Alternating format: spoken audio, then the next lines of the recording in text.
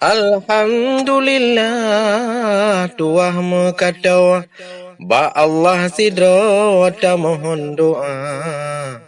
Mudah-mudahan ni ba uronyo acara seluso berdalam rida mu bos MAA nyoka seluso kata pilih duduk tidro ketua Bapak Haji Badruzzaman rakan sinaro terpilih Jino ketua MAA pimpinan sidang garangan bagau demokrasi hai ado gepegod acara kepada forum gepegah Jino Bandung urangnya so calon hawa sona calon kedraw mekanisme buatnya demokrasi benar tetapi rakan tak kalon dudo hana mesidro nyong calon jina oleh karenanya rakan sinaro Ubena urangnya ketua-ketua MAA dan perwakilan Aceh pi bere hai ado ge usul buno laju le sigra Bapak Badruzzaman yang ketua lampau bak mata jino tapu etema karena gamnya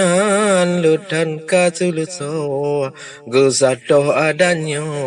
wangi sidara oleh karenanya rakan di sino ni bakmu bosnya Bandung peserta Urang lain pidan hai rakan buno kakuh pak banyo getunyo sigra secara aklamasi wahi adawa acara bunyo tad bijaksana terpilih kembali gopnyan uronyo nyo pak bat sidro pemimpin MAA mudah-mudahan bak Tuhan sidro oleh getanyo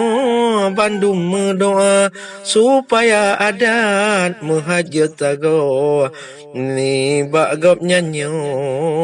berbereh dumna karena Aceh berehan bago adat lam nanggro penting ta jaga agama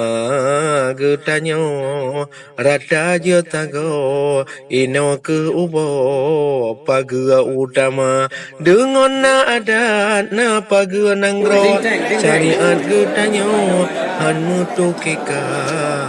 kamu pat adat rakan sinaro Bandung kamu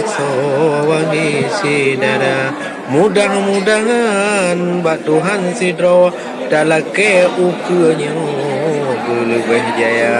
marwah Aceh be mekleh jeco bu aman nanggro ngon adat budaya syariat dah pegang wahai tengku drawa Bandung getanyo bertama doa semoga adan Aceh bereh jetago wahai ado Bandung sidara